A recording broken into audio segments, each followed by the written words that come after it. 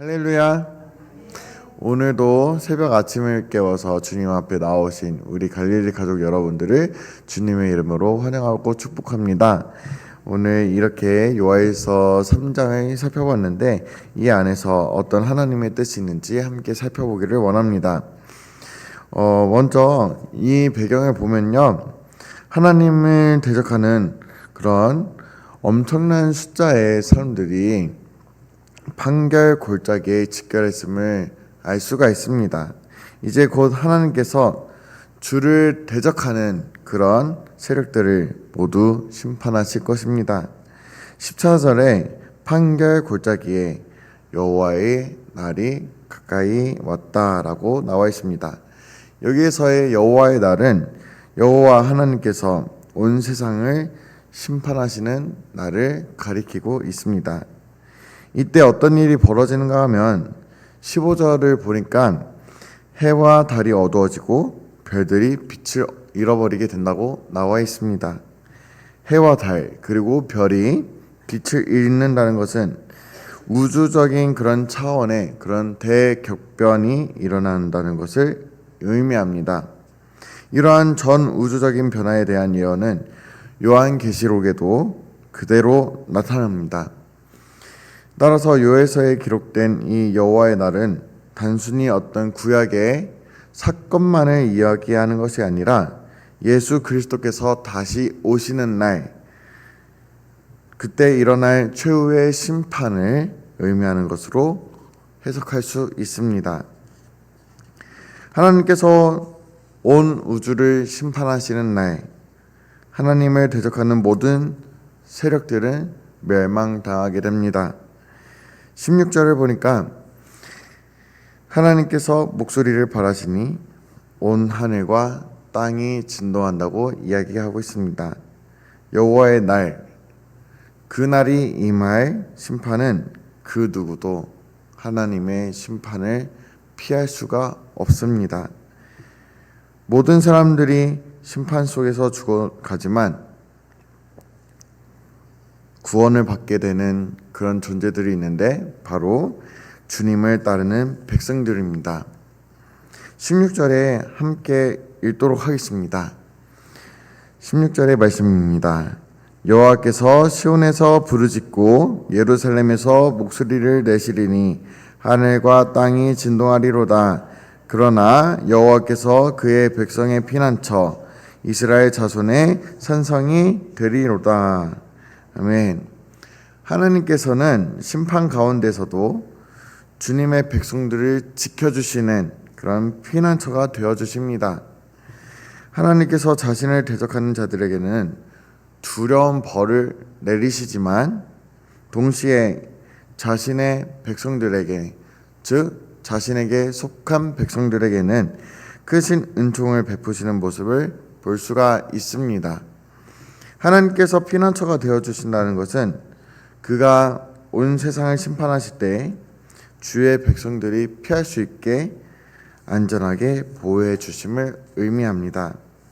또한 16절에 하나님께서 이스라엘 자손의 산성이 되어주신다고 이야기하고 있습니다.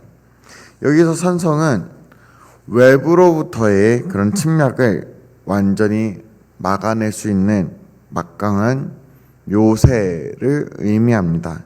하나님께서 친히 주의 백성들이 어떤 해도 입지 않도록 굳건히 보호해 주신다는 이야기입니다. 마지막 날에 온 세상을 심판하실 때에 해와 달과 별이 어두워지고 하늘과 땅이 흔들리는 것과 같이 한 번도 경험하지 못한 크고 두려운 일들이 펼쳐지게 될 것이라고 성경은 이야기하고 있습니다.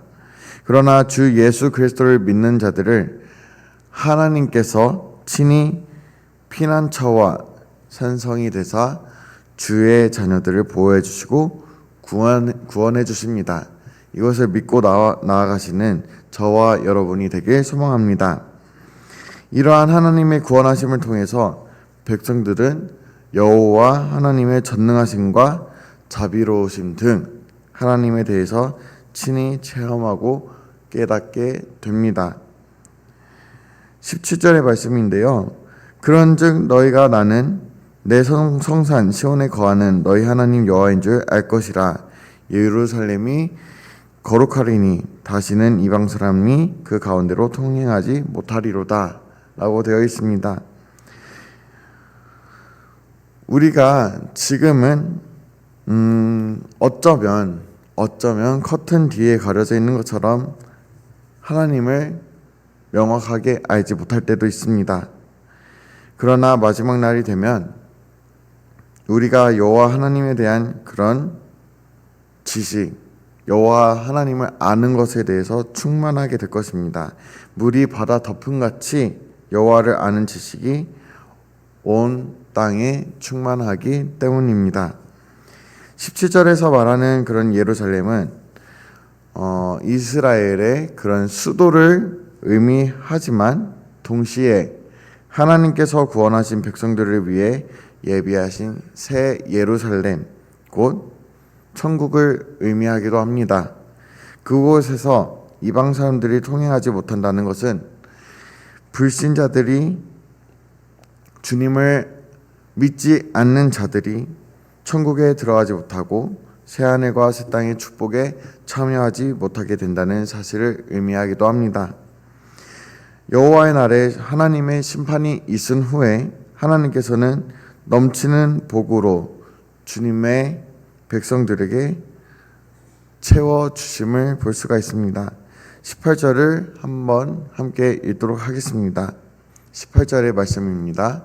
그날에 산들이 단 포도주를 떨어뜨릴 것이며 작은 산들이 젖을 흘릴 것이며 유다 모든 시내가 물을 흘릴 것이며 여호와의 성전에서 샘이 흘러나와서 시딤 골짜기에 되리라.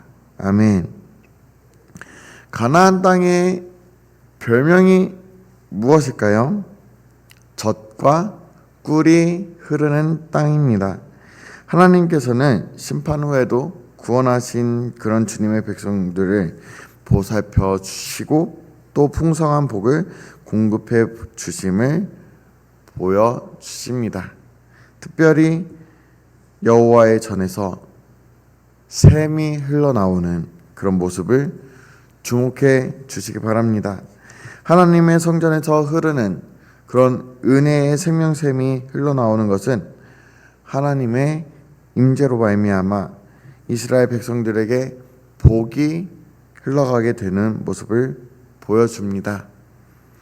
본래 시딤 골짜기는 사막 지역으로 아무 생산력이 없는 그런 황무지의 땅입니다. 하나님께서 오시는 그날 황무지인 이 사막인 시딤 골짜기에서조차 백합화가 피어나고 생명력이 넘쳐나게 될 것을 보여주심으로써 풍성한 축복과 넘치는 생명력을 보여주게 됩니다. 그러나 하나님의 백성을 괴롭히고 하나님을 대적한 자들은 어떻게 될까요? 19절의 말씀입니다. 19절의 말씀입니다. 그러나 애굽은 황무지가 되겠고 에돔은 황무한 들이 되리니 이는 그들이 유다 자손들에게 포악을 행하여 무죄한 피를 그 땅에서 흘림입니다. 아멘. 애굽과 에돔은 유다 백성들을 괴롭혔던 대표적인 이방 민족입니다. 이들의 땅은 곧 황무지가 됩니다. 즉 하나님께서 죄인과 악인에 대해서 반드시 심판하시고 벌을 내리심을 알 수가 있습니다.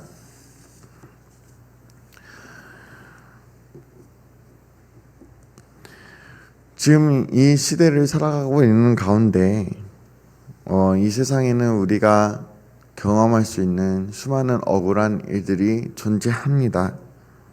또 억울한 일을 당할 때도 있고요. 그러나 하나님의 날이 가까이 오게 되면, 하나님의 날이 임하게 되면 이 억울함은 사라지게 됩니다. 21절의 말씀에 내가 전에는 그들의 피 흘림 당한 것을 갚아주지 아니하거니와 이제는 갚아주리니 이는 나 여호와가 시온에 거함이니라 라고 되어 있습니다.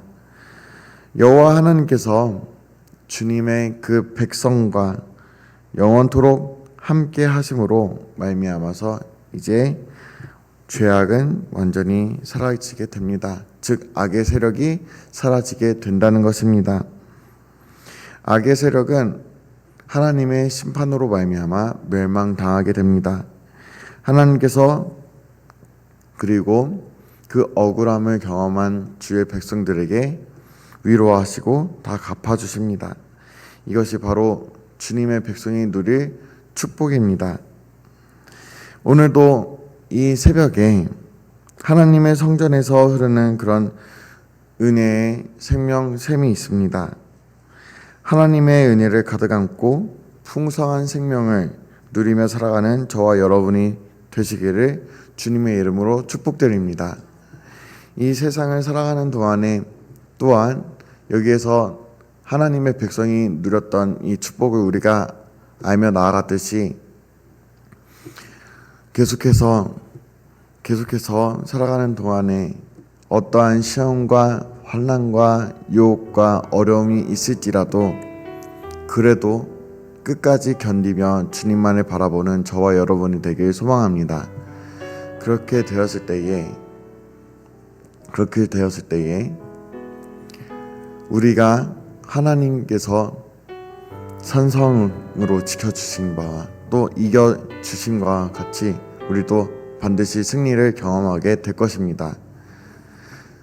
그 승리를 경험하게 되는, 그리고 주님의 위로와 평안과 사랑까지도 느끼게 되는 저와 여러분이 되기를, 새 예루살렘에 거하게 되는 여러분이 되기를 주님의 이름으로 소망하며 축복드립니다.